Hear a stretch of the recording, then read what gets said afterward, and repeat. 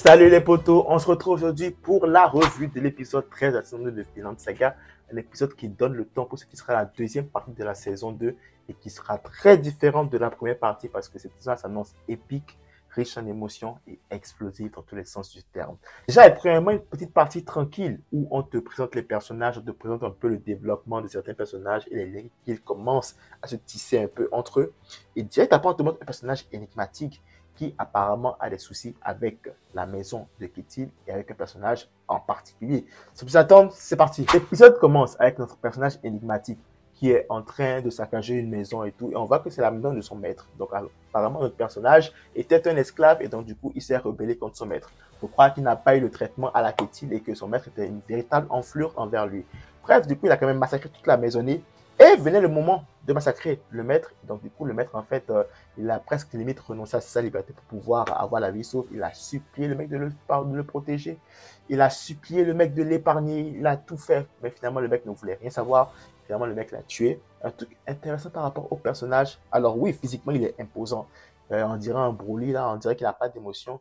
Mais en même temps, il ne touche pas aux femmes et aux enfants. Ça veut dire que, quand même, c'est quelqu'un qui a un code d'honneur et qui respecte en fait le fait que on touche juste aux hommes et pas aux femmes et aux enfants. Comme on a pu le voir, il a épargné la femme et l'enfant du mec. Mais en fait, le reste des hommes de la maisonnée ont tous été exterminés. Après cette scène-là, on nous montre l'opening qui est vraiment pas mal si je peux me permettre. Je pense qu'encore c'est un de ces nombreux openings-là que je vais écouter plusieurs fois et commencer à aimer à chaque fois que je l'écoute. Mais pour le moment, il m'a fait ni chaud ni froid en vrai. C'est juste correct. La musique est bien, puis tranquille quoi. J'ai aussi une question.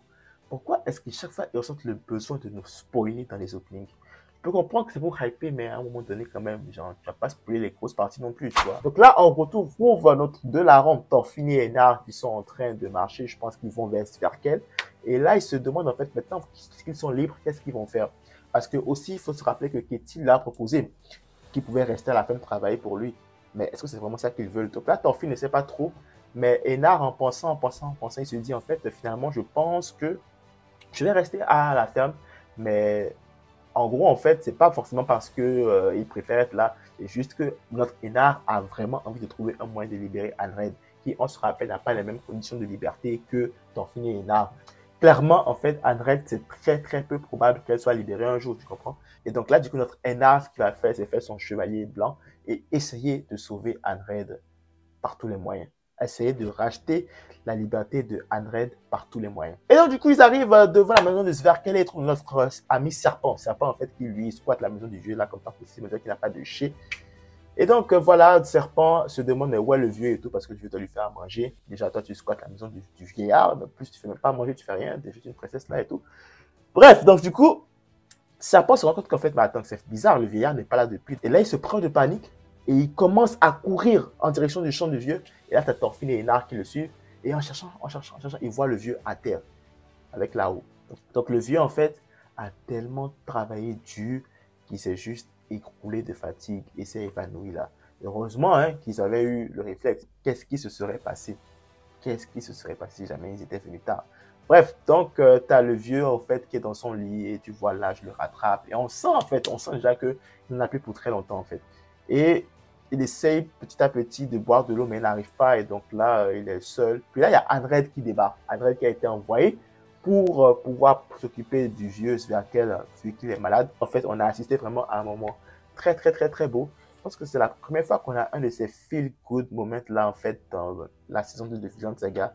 Je me demande même si c'est pas dans l'anime en général. Parce que là, on avait eu vraiment un beau repas avec Anred qui a fait à manger, Serpent, Thorfinn, Einar et le vieux Sverkel qui était autour d'une table avec Anred.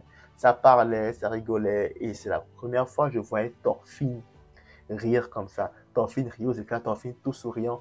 Et tout le monde était heureux. C'était vraiment beau comme scène. C'était magnifique. Et là, tu as même Anred qui, quand elle parlait avec Einar à un moment donné, lui a dit que c'était la première fois qu'elle avait autant apprécié un repas depuis très très longtemps. Donc là déjà tu vois en fait on a un petit clin d'œil au passé de Anred, mais un clin d'œil vite fait à son passé avant d'être esclave. Donc là en fait en nous disant ça comme ça, elle nous fait comprendre que sa vie d'esclave en fait était pourrie depuis le début et que en fait avant sa vie d'esclave elle était heureuse mais que maintenant bah, clairement qu'elle c'est une esclave maintenant, c'est pas trop ça la vie. Bref donc là t'as Renard, je pense c'est Renard qui arrive et qui annonce à Serpent que voilà qu'il y a un esclave qui s'enfuit et tout. Là, tu as Serpent quand même qui, pour le moment, n'est pas trop alerté en vrai, mais qui quand même processe ça dans sa tête et qui se dit, bon, ok, d'accord, il faut envoyer telle unité chercher le gars, en tout cas, les mesures de procédure habituelles, quoi. Et donc, les mercenaires du Serpent arrivent finalement à trouver le mec. Mais ces mecs-là, en fait, c'est des mercenaires en carton, c'est pas possible. C'est pas possible. Vous savez que le gars est dangereux. Puis dès que vous arrivez à le traquer, vous commencez à faire les zigotos, vous faites du bruit et tout. Mais comment? Attends, vous vous croyez fort? Je comprends pas. Je comprends pas ce qui s'est passé. Genre, je comprends pas la logique dans cette scène-là, en fait. À quel moment est-ce que tu as quelqu'un qui est supposé être une menace et t'arrives, tu le traques, t'es bien caché. Tu te permets de faire le bruit, le zigoto. Genre, attends, est-ce que vous le sous-estimez à ce point? Je comprends pas. Voilà, ils se sont fait remarquer par le mec. Et finalement, bah, il y a un qui est resté, je pense, et les deux autres ont pu s'enfuir. Donc, on revient rapidement à Thorfinn et autres qui sont en train de faire les tâches ménagères et tout, tu vois, tranquille. On découvre que Thorfinn, en fait, est en train de découvrir Dieu. Bah, pas découvrir Dieu en tant que tel, mais vraiment, il est fasciné par la Bible. Il est fasciné par la Bible parce que la Bible dit, parce que en même temps que le serpent lit la Bible à laquelle tu as Thorfinn qui reste derrière pour écouter vite fait, tu vois. Donc, il est séduit par les concepts de la Bible, comme quoi tu dois aimer ton prochain, mais surtout aimer ton ennemi. Tu dois pardonner ton ennemi, que ce soit ami, ennemi, que ce soit bon ou mauvais. Vous deux, vous êtes sous le même ciel et la pluie tombe sur vous de la même façon. Donc, tu vois. Donc, en gros, en fait, ce précepte que la Bible prône, comme quoi mauvais et bon sont égaux aux yeux de Dieu, est venu toucher Thorfinn parce que si on se rappelle bien, notre Thorfinn aussi est en train de suivre un chemin vers la rédemption, de suivre un chemin vers une vie où la violence n'a plus du tout sa place, où en fait il aura supprimé totalement la violence de son quotidien en fait. Donc du coup à un moment donné, bah, le vieux tombe parce qu'il voulait aller aux toilettes mais qu'il voulait le faire lui-même, donc il tombe et donc il se pisse dessus. Donc là les pauvres Anred et Ena vont devoir s'occuper du vieux et tout. Déjà la pauvre Anred vraiment c'est beaucoup ce qu'elle vit la pauvre, c'est beaucoup. Faut avoir quand même de l'empathie pour elle, mais bon. Et le fait qu'elle arrive toujours à survivre à tout ça, à vivre tout ça avec le sourire, c'est vraiment magnifique, c'est vraiment fort.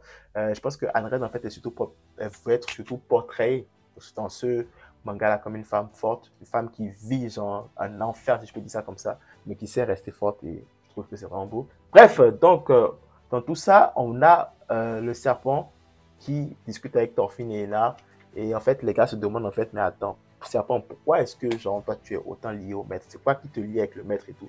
Et là il lui dit oh non, rien du tout, hein, rien du tout. Moi je veux juste, j'attends juste qu'il meure et après je vais vendre sa Bible. Parce que oui, à l'époque la Bible ça coûtait vraiment cher. Et clairement, en fait, tu te dis, mais attends, ce mec-là, il se fout de nous, quoi. Il se fout de nous. Donc, tu squattes sur le gars tout le temps. Genre, quand le gars n'est pas là, quand le gars a un malaise direct, tu t'occupes de lui. C'est toi qui as paniqué direct quand le gars n'était pas rentré. C'est toi qui es vraiment allé directement aller à sa recherche. Et là, tu me dis que quoi? Tu attends qu'il crève à d'autres. Bref, cette scène-là est coupée très court parce que tu as un cavalier qui court, mais qui court vraiment en direction de la maison de Sverkel. Là, tu as certains qui regarde, mais qui se dit, attends, mais aucun de mes gars ne manie aussi bien le cheval. Aucun de mes gars ne galope aussi bien. C'est qui ça? Et là, au fur et à mesure que les gars se rapprochent, ils se rendent compte que c'est pas un des leurs. Là, j'ai dit, oh merde, c'est qui? Et là, tu as les mecs derrière qui sont en train de dire, hé boss, c'est lui le mec qui s'est échappé. Il a tué un de nos gars, rattrape-le vite. Déjà, je me demande comment est-ce que eux ils ont pu s'en sortir. Donc là, Serpent aussi va chercher son cheval et tout. Et là, tu as Anred qui, out of nowhere, commence à courir. Elle court et elle va essayer de voir qui est la personne. Et là, donc, quand elle court comme ça, elle appelle le nom du gars. Gardar. Là, c'était wow, elle le connaît d'où? Elle le connaît d'où? Pourquoi elle écrit son nom comme ça? Et là, donc tout le monde est vraiment étonné. Et là, le Gardar en question s'arrête. Et là, il s'arrête dans une image vraiment majestueuse. Et il se retourne vers elle et il dit, wow, je te retrouve enfin. Je t'ai cherché pendant tout ce temps. Ma femme. Mais déjà, en fait, quand tu vois comment son visage s'illumine quand il voit Anred, genre, ça trompe pas. Ça trompe pas du tout. Ça trompe pas. C'était clairement sa femme. Parce que le gars qui avait déjà de base une image de marbre à chaque fois, maintenant, dès qu'il a vu la fille, son visage s'est illuminé, on dirait un jeune garçon. Clairement, tu t'es dit, ouais, c'est ça. C'est sa femme. Mais ça, par contre, je ne l'ai pas vu venir du tout. Genre, personne ne l'a vu venir. Déjà, d'où il sort? C'est qui? Pourquoi est-ce qu'ils ont été capturés? Pourquoi est-ce qu'ils n'ont pas été capturés ensemble? Pourquoi est-ce qu'ils n'ont pas été, genre, vendus comme esclaves dans le même endroit? Tu vois? Tellement de questions qu'on peut se poser. Et maintenant, du coup, voilà, ce personnage-là est arrivé. Qu'est-ce qui va se passer? Est-ce qu'il va affronter Serpent? Est-ce que Serpent fait le poids face à lui? Est-ce qu'il va interagir avec Thorfinn d'une manière ou d'une autre? C'est quoi son impact dans tout ce qui va se passer? Surtout que, faut pas oublier que Knut est en train d'arriver avec des soldats pour conquérir la ferme de Ketil. Donc, tellement de choses qui s'entremélangent. Limite, Thorfinn et Einar en ce moment se trouvent au niveau d'un cyclone. Parce qu'il y a tellement d'histoires qui sont en train de se rejoindre. On a l'histoire avec justement Anred et son mari. On a l'histoire avec Canute et Ketil.